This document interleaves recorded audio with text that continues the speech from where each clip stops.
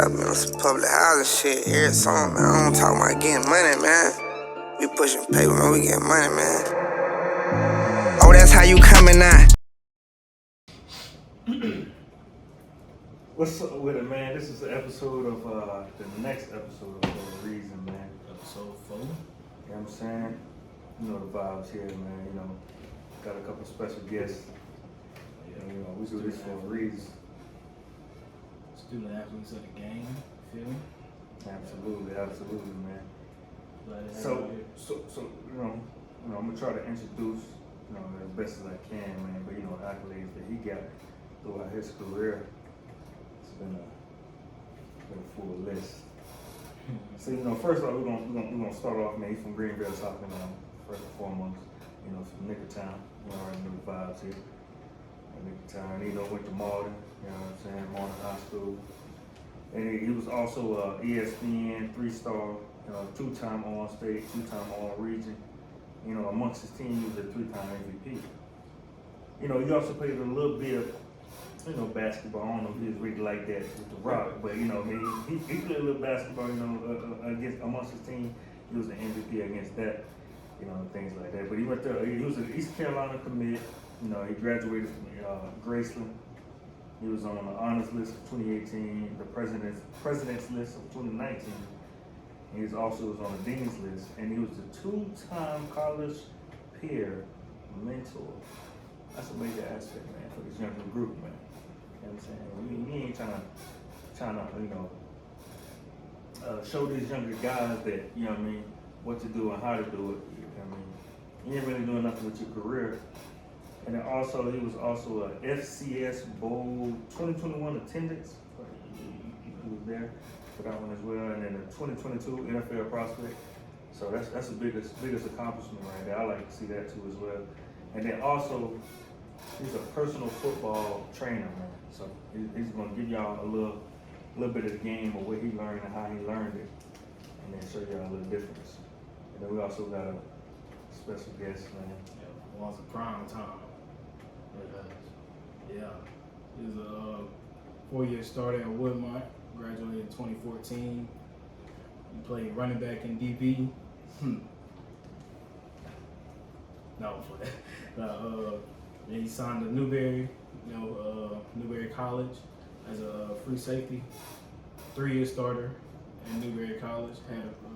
Had 154 tackles, 4 interceptions, and 12 PBUs. You know what I'm saying? Something like Ed Reed out there, you feel me? Yeah.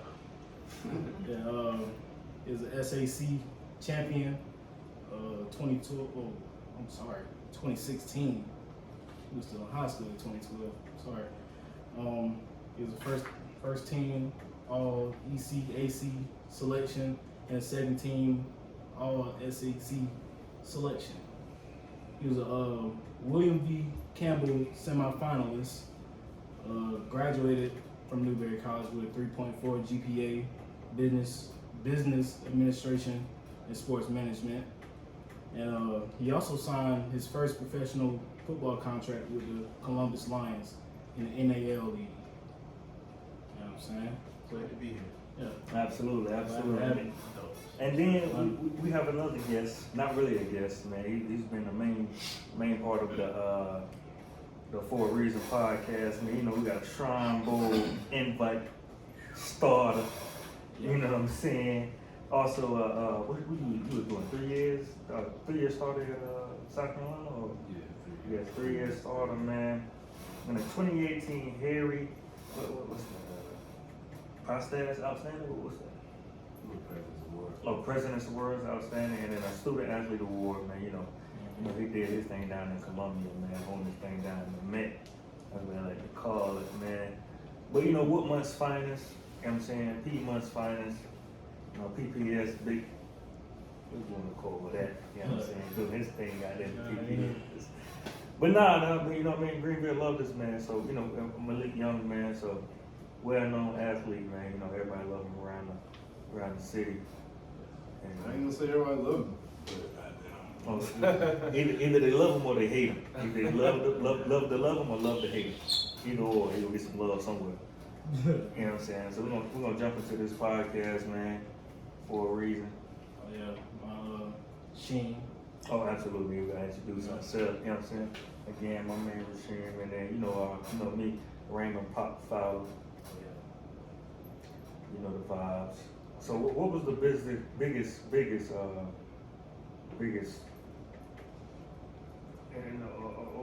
was that saying? Adjustment. Yeah, Biggest it was adjustment. Going from high school to college, or like you feel, or that whole process, like explain like your whole recruitment process to where, you know what I'm saying? Yeah. Where it's about to happen at, then where you crashed at, then where you going. Yeah. You feel what I'm saying? Just tell me, just give me a little rundown on that. Okay. Well, recruitment process for me was kind of, it was pretty short. Because I started getting recruited my sophomore year from Georgia Tech.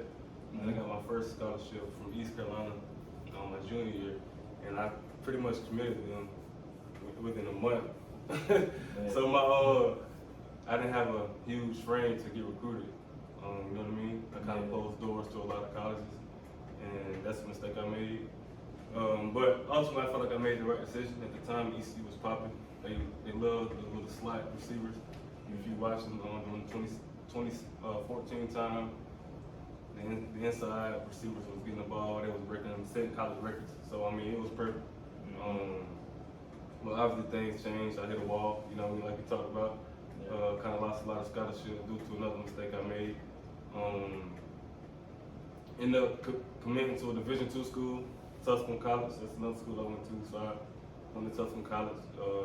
Pretty much dropped out from there. Then went to transfer to Grayson, where I graduated. Then transferred to Shaw to started my master's degree and played my last year there. So pretty much like college journey. Where's Tusculum? Tusculum was in Greenville, Tennessee. Grayson was in Lamona, Iowa, and Shaw was in Raleigh, North Carolina. Right. But just to answer the question, my bad. Just to answer the question about the biggest adjustment, I would say the competitive nature that was in just being competitive, man. It was just a bunch of dogs from all around, different cities, different states. So just adjusting to the time management, to the schedules, and just competing with those guys, I'd say for me was the biggest adjustment. Yeah. Yeah, I'd say time management was a big part of my adjustment from high school to college. Like Taz said, the competition as well. At high school, high school, yeah, you know what I'm saying, a couple guys who are, you know what I'm saying, they're good, but in college, you go on college campus, everybody's the guy. Right. So you gotta compete, you gotta, you know what I'm saying, get used to competing every single day, because everybody's there for one thing, that's the job. But a big thing for me too is the playbook, like the mental side of football. High school football had its moments, but you know, college is a lot more complex. When I go on campus, the playbook was like this thick. So you know, I'm coming in with big dreams and goals. So I'm going to start day one. And then the first meeting got there, and I saw the playbook, and I'm like, it's going to take a little time to get it under my wing. So I played free safety, so I know my job, the corner's job, outside linebacker's job, defensive line, the gap's supposed to be in. So I got to know everybody's position and be a leader. So yeah, that's my biggest adjustment for high school and college. Yeah, the biggest adjustment was the talent level, definitely. Talent level, practices, everything. Everything was different. You're really on your own, basically. And it's all on you. That's the biggest adjustment. You know, in high school, you got your parents, but in college, it's just on you. Like, that's really the difference between somebody making it to the NFL and somebody not. Whether, like, how much you really hone in on everything you got, and your resources. Whatever environment you got, whatever resources you got, you just gotta take advantage of it. But like he said, that playbook, and then you don't get the playbook till the first day of camp. So like Right behind. first day, and me coming with mine, I'm not gonna lie, I didn't know a lot, so Not too much. it was a big adjustment. What was y'all recruitment process like? Can you explain some of his? So for me, I didn't get many looks until my sophomore year of high school. I had Virginia Tech come to the school, Marshall, Clemson, UNC Charlotte. I got a lot of interest, but I didn't get any Division I offers. So for me, I didn't get my first offer until my junior year. That was Newberry. Then I played running back my senior year of high school, and I guy. Girlfriend was a running back, so I wasn't trying to get hit in college, so I just chose to play defense. So I picked Newberry. It's a very small school, very small community, but like Lee said, you got to take advantage of your resources. So everything I needed to succeed, it was there. So I just took advantage of that. Had a very good support system. My mom, my dad, they made sure I had everything I needed. Had great teammates, great coaches. So that was my recruiting process. Yeah. I got kicked out of school 8th and 9th grade, so when I came back, I took football a little bit more serious. So I tried hard. 10th grade, it was alright, but in junior year, I don't know, I went to a camp. It was all the FCA camp, and then y'all remember that day I left. I went to the USC camp. And I was about to quit. It was too hot. I'm about to leave. Call Coach Farmer. He's like, you already drove all the way up there. You got to do it. He's like, how you take him out? You go left halfway through camp. So I'm mad. I went through camp. Gets to the end of the one-on-ones, punished me. And after that, the offensive line coach Sean Elliott, he was like, you may not be a fit here, but you definitely got talent. So after my junior year, I made a little highlight tape, and then Coach Elliott came to the school, and he offered me a spot right then and there. And before then, I went to a Clemson camp. Them the only two camps I went to in my life. Like, I went to Clemson camp and to USC camp. I went to Clemson camp. I didn't know what I was doing. Like, we didn't even do no one-on-ones and nothing like that. He didn't even look at me. Like, Coach ain't say nothing to me. They asked me to come out there, but I already hated Clemson, but from the start I was like, yeah, fuck Clemson. And then USC offered me, then like 3-4 days later, the coach from Clemson would try to offer me. I didn't really talk to him. He offered me, SC State offered me, but then I just went ahead and I committed USC like the next 3 weeks. That was my mom's favorite school, and I already was going to Columbia. I like Columbia anyway, so I like Columbia. Just running the man. All right. So what about you, Taz? Well, like I said, for me, it was pretty fast. I kind of blew up fast, but it stopped. It kind of stopped pretty quick. I committed East Carolina my junior year. They offered me in May. I want to say I committed a month later. So once I committed, I kind of closed the doors from other colleges, but I still had a ton of interest from a lot of schools. I just didn't know what I was doing for real, honestly. I had Clemson, Duke, North Carolina State, just majority of ACC schools, Florida State. Everybody was calling the phone. But I could be ECU. I thought it was a great fit, and it was. But like I got in trouble my senior year. Yeah, everybody know it was all over the news. Got in trouble for a locker room prank I did, and it was a mistake I made, and it led me to losing a bunch of scholarships. And I ended up signing to Tuscaloosa College. I did Division II school in Greenville, Tennessee. Then I transferred to Grace University, actually an NAIA school, where I met a bunch of great athletes there, man. It's crazy. If you go to the lower schools, bro, it's some crazy talent, man. People with stories, man. It's crazy. Yeah, it's crazy. That's real. So basically, yeah. that little jump you made from high school to college was just like a growth as a man. You know what I mean? I understand it's going to be a different system out there, right? You know what I mean? Finding yourself, becoming a different person. I would say that too. So, like recruiting process, they're gonna, kind of not baby you, but they're gonna kind of make you, you know what I'm saying? Yeah. Trying to make you feel at home. When you're on campus, it's like a whole other, like a switch gets cut. Like it's not the same coach that recruited you when you get on campus. Right. So you gotta. Everybody gets all a dream to get on campus. That's their job to get you on campus. And once you get there, it's up to you to make sure you make the most out of the situation. So. I definitely think that you should have a parent with you when you get recruited. You know what I mean? Because the opportunities is unlimited. You can just go to the right school, man, and do 3 years and get out of there. You know what I mean? You might be decent. Yeah. So it's just all about making the right opportunity with the scholarship that you do have. You know what I mean? So. That's one more thing I want to say too. So some kids have a lot of offers, and that's good. But the most important thing is finding that right school that fits your skill set, your system. Because a lot of kids pick their own school and they'll transfer after a year. They'll miss or go to play 3 colleges in their career. That's crazy to me. It happens, but at the same time, you gotta find the right spot for you. Right. Now I like that, man. You know what I mean? Just finding yourself and finding how you gonna be become a more mature man as you try to do this game of football, you know what I mean? Things like that. So that's real though, you know, giving these young athletes to let these guys know, man, like, look, you know what I'm saying? It's gonna be a hard little transition, or it's gonna be hard to come from that high school football, hard to trust these type of guys and do it on your own. But look though, you can trust your fucking parents. Yeah, please listen to him. No, nigga. Please listen to him. Shit cut off again, man. I'm put new batteries in this shit. Please listen to him. That's crazy. We can crop that, right? We can, but we can use the mic on the what you call it. So, but I'm going back to it. So it's either trust your parents, blase, or either trust your instincts and then find yourself and know what you want from a career standpoint, man. Begin, you know what I'm saying? I'm sorry. I was cutting that up. Yeah. Through the course of your career, man, what's the toughest obstacle you had to face? For me, the toughest obstacle I had to face was playing football in Iowa.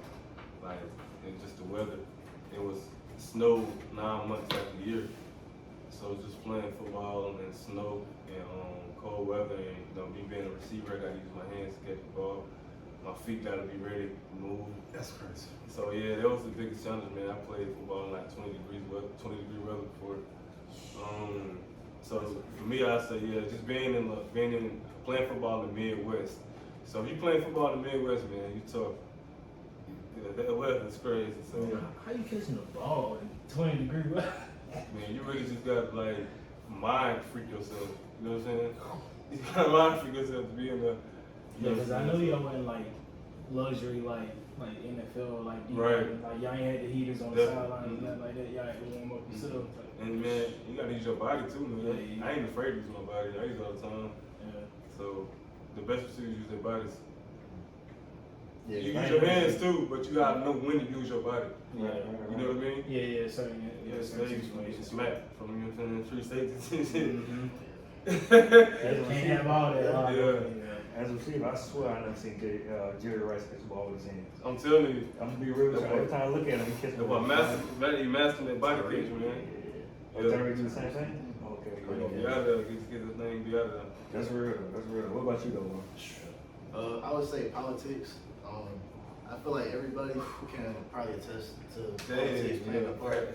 And like I say, being a coach is a hard job, it's a hard profession for sure. But in my mind, I think if you're a coach, it's your job to put your guys in the best spot to succeed. So, I feel like I had to deal with that, you know what I'm saying, that in high school, I had some good coaches as well, but I feel like politics played a big part in how some things turned out. But like I say, I have a motto for me is just like thrive anyway, thrive in spite of. So I feel like I did a good job of just taking stuff in stride and just winning, just trying to win everything, you know what I'm saying, win in life, win in the classroom, just win. So, I say politics played a big part of it. Politics real. They're real, but only way to overcome them is just you gotta be better than the next man. You just gotta put in the work. Really. And politics, what y'all mean by politics? Get into that type of thing. Some people probably don't know that, you know what I mean? Politics, we know it, politics. Man, I think we can do a TED talk about politics. Just being a football player. It's just There's a whole other show. coaching changeover comes a lot in Everything.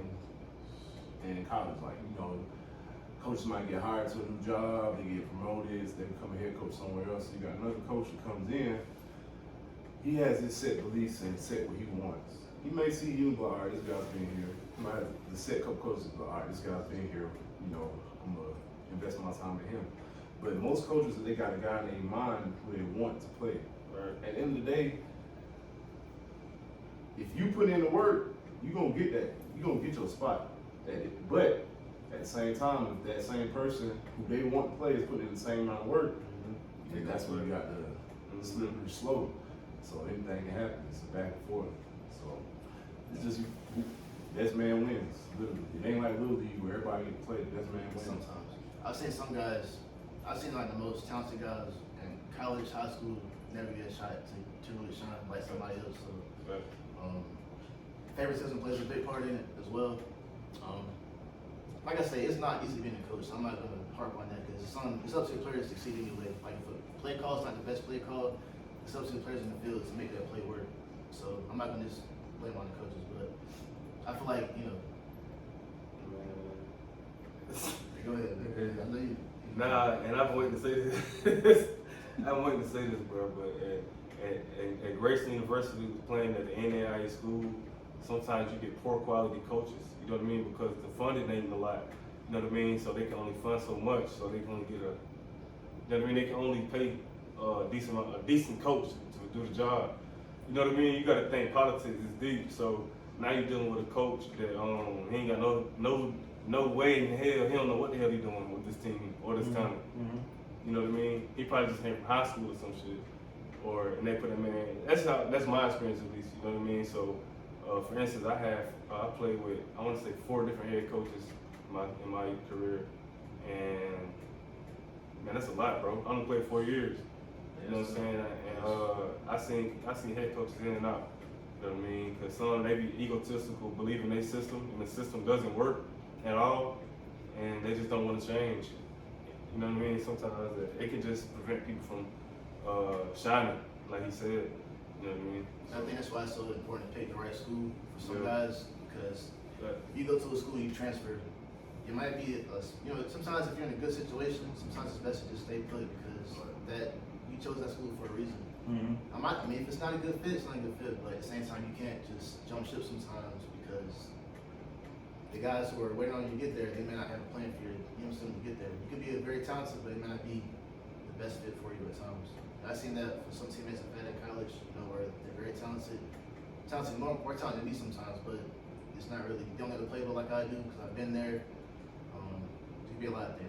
So what it sounds like, man, pressure from both sides of the game. Like, y'all got pressure coming in of being that player athlete, boom, boom, boom, boom, boom. But the coaches have the pressure as well because they might not be, like you were saying, a well-qualified player or a coach or, well-qualified, how can I say it, man? They're not getting paid enough. They should be on this level or they're not getting paid enough. They don't feel like they should put that emphasis in. Because everybody ain't gonna be like prime time. You know what I mean? Everybody gonna be prime. but on a serious note, man, so it's really like, if it's a good mix, it's gonna work. It depends on the level you're on.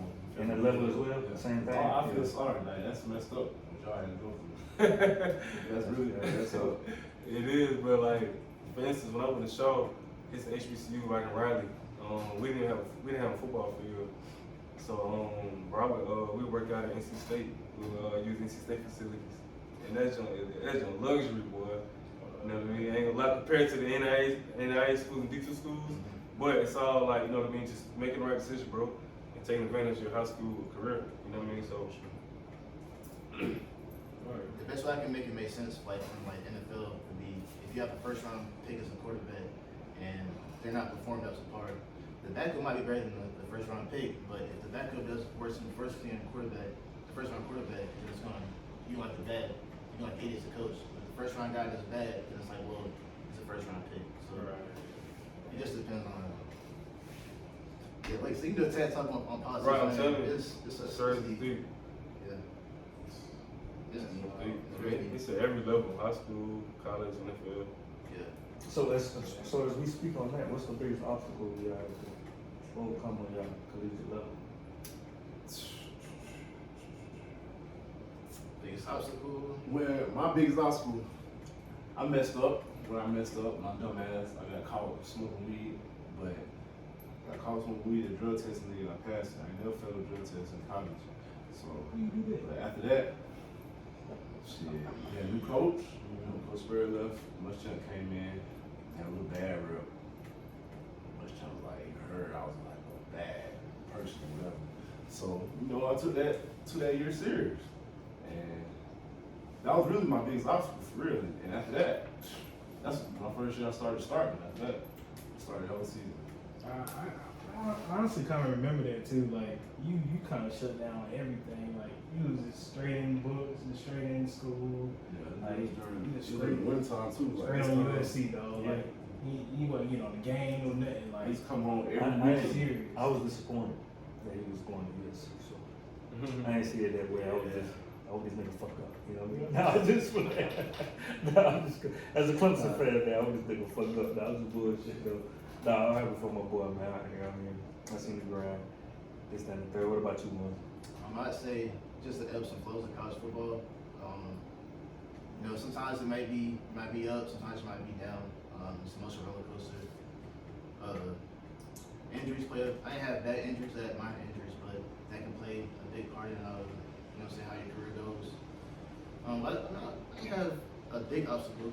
I had a health scare my sophomore year where I had an abnormal EKG for my heart, so that kind of scared me.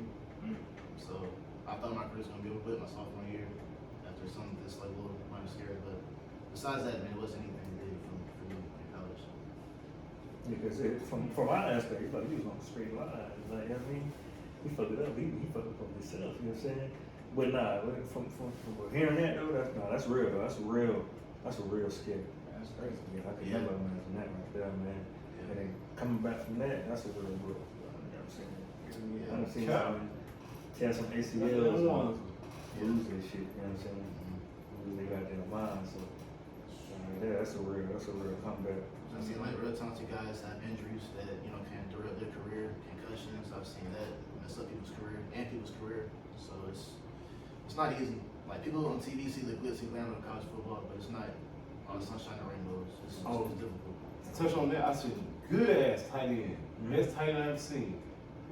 He's like a freshman. He's younger than me. Doing kickoff practice. I heard his name. Had to play down. Had to be a damn coach now for keep the scholarship good. They having, I saw that like 3-4 times. They having Devon Bowen. Yeah, Like damn, like football serious. Like you gotta be careful. Wow. That's interesting. What about you, Ted? What's your top? No, I was gonna say, yeah, what's your top? Okay. Well, I said the biggest thing I had to overcome. Man, it was, for me, like I said, it was the politics for me in general. Me being someone that played at 3 different schools, I kind of already knew what to expect as far as the crowds, like the people, and I knew what to expect as far as the limited resources and stuff like that. But coaches is something you can't really control. The politics is something you can't control. So I say my biggest obstacle is just something I can't control. You know what I'm saying? Anything I could control, like the work ethic, classes, all that stuff is given. You know what I mean? Like that's how my mindset was. You gotta take care of business. Cause I mean, if you don't, bro, you're not gonna be playing. I'm only there to play football. You know what I mean? Yeah. So that's how I looked at it. So I say that's the biggest thing for me to overcome. My dad played a big part in me. My dad played a big part in me, my adjustment, well, not adjustment, but like ebbs and flows of college football. I was in a position about my sophomore year, and I was like, yeah, you know what I'm saying? I'm not sure if I'm gonna start. He's like, what are you gonna do about it? So you gotta separate yourself. So I wake up at 5 a.m. and watch film with the head coach, you know what I'm saying, from 5, 7 a.m. Monday through Wednesday. I was doing little things over time, and over time it paid off. So It's different. That's how you get in there. You gotta be different. It's different. That's what I'm talking about. The difference between somebody going to the NFL and not. Because I ain't gonna lie, Debo did that. Like Debo Samuel, he was like his first freshman. He was in there with Sperry Jr. That's what the wide receiver coach was. He was in there every damn day, early as hell. No other receiver, just Debo. That was a little bit of favoritism between Sperry Jr. Debo still was doing it. You know, that shit paid off to this day. Yeah, as you can see, the man's getting paid. Yeah, but Yeah. That's wild, man. Yeah, so what advice would y'all give to the upcoming youth or the upcoming athletes that might be watching, or you know what I'm saying? I'll just say, just take it serious. If you're gonna go play college football, take it serious. Like, don't go just to waste time. Don't go to party. Don't go to meet people. Like, go to lock in, man. And if you do, man, you can sign. If it is your dream to go to the league, you can sign from anywhere nowadays. Honestly, like even though I played in NAIA, one of my best friends signed to Baltimore Ravens from there. So you can sign, man, from anywhere. Even from Shaw, I played against guys that signed. So if you just hone in, whatever college you choose, man, just hone in, lock in, you know what I mean, be different. You gotta get up early, you gotta wake up earlier than everybody, you gotta be a leader, you know what I mean, you gotta make good grades. You gotta be different, man, and that's the best advice I can give you. Like, just don't go to college and just be normal, bro. Don't move and just waste time, because I seen a lot of that. Like, I know you did too, playing at D2. You see a lot of that. You know what I'm saying? And I'm not saying that I've never done it, because I call myself drifting too sometimes. You gotta know how to pull yourself back, you know what I mean, from the crowd. Because you're gonna go out, you're gonna do this, you're gonna do that, but you gotta know how to just pull yourself back. You know what I mean? So really just, the best advice I can give, bro, is just lock in. Like, it's simple, really. You know what I mean? It's simple. Let's lock in for you tweak out.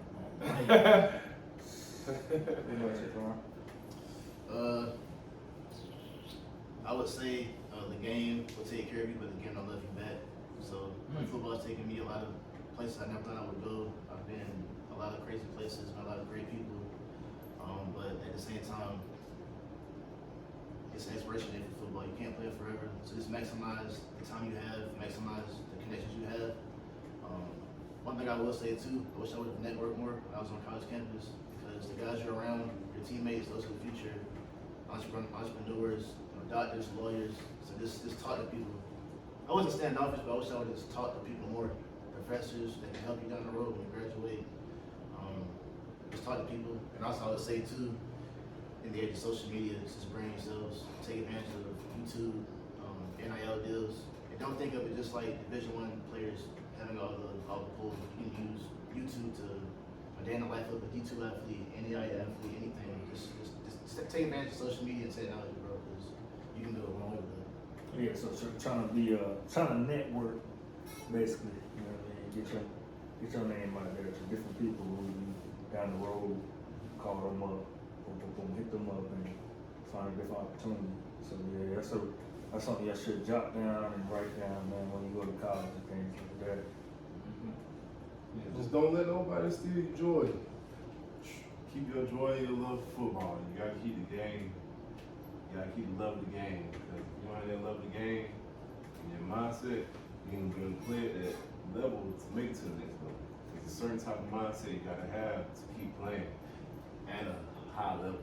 Because if you ain't, like, for a little second, you off a little bit, that means you mess up. Everything you put on film, that's what you got. That's your resume. It's like a little job review. So if you put shit on the damn film, you ain't got nothing to show for. So keep your joy, keep your game, keep your love for the game, so you can keep your mental strong, and then make it to the next level. Everybody can make it to the next level, like Taz said. I want to say, no matter where you at, you gotta go to USC, you gotta go to Alabama. You just gotta have a strong mental, enough work, and please learn the playbook. That's the biggest part. You learn the playbook, it just raises your chances up 50%. If football is 20% physical to me, 80% mental. It looks like on TV like it's just the best of the best. Like, you know what I'm saying? It is good athletes out there, but there's so much mental stuff people don't understand that goes into it. Yeah. The best football players are the smartest football players, literally. Not the most talented, like some got God-given gift, but at the same time, they gotta be smart enough to know what they're doing. I'm gonna piggyback off that later. Like LeBron James. Yeah, Literally like LeBron James. Yeah, I'm gonna use that later. You know, I love bringing that story up.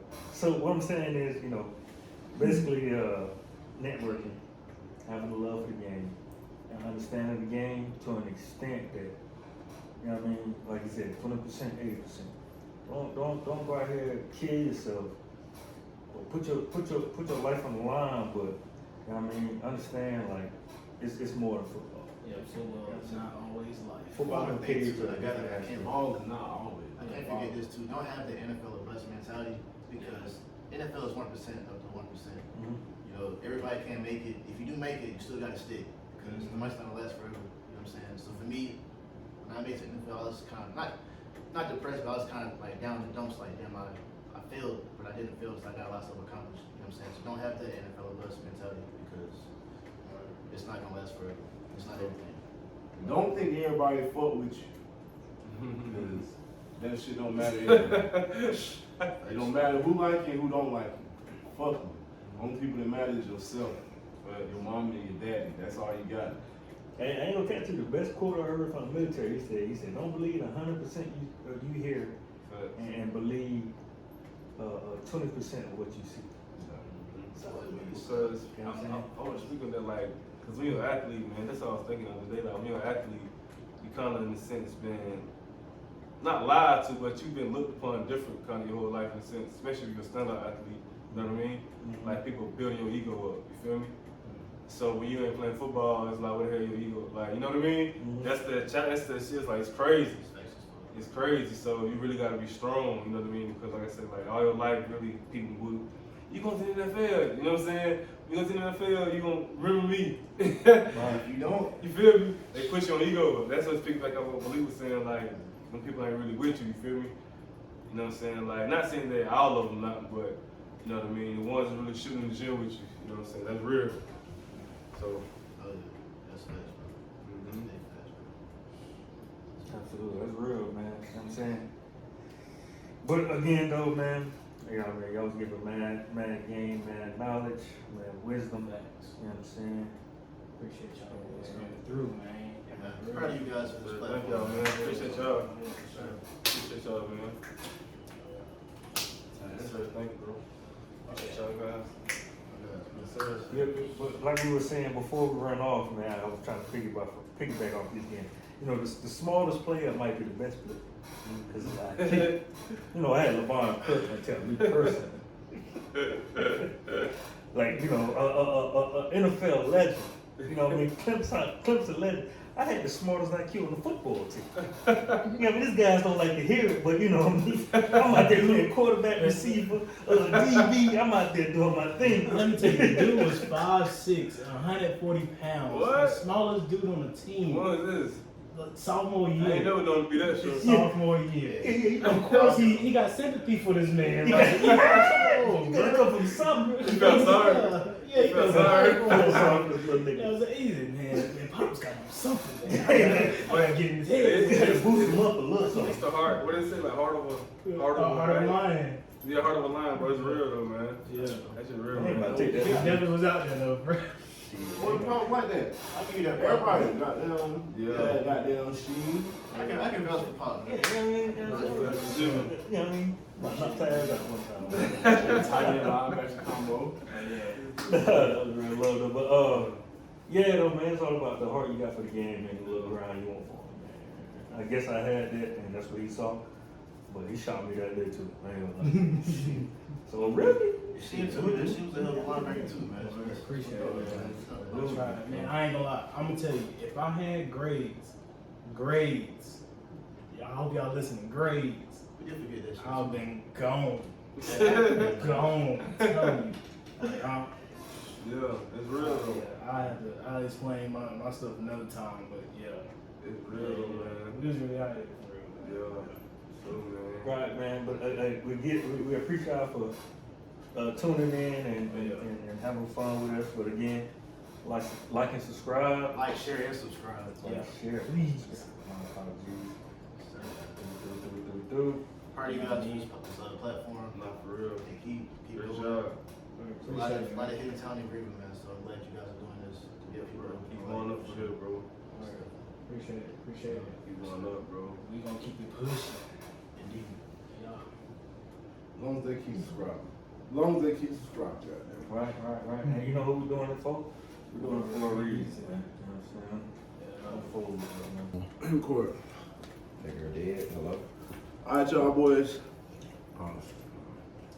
Hey, thank y'all for coming. Like, share, comment, subscribe. Remember, we do this shit for a reason. Yeah. Don't be no ghost follower, man.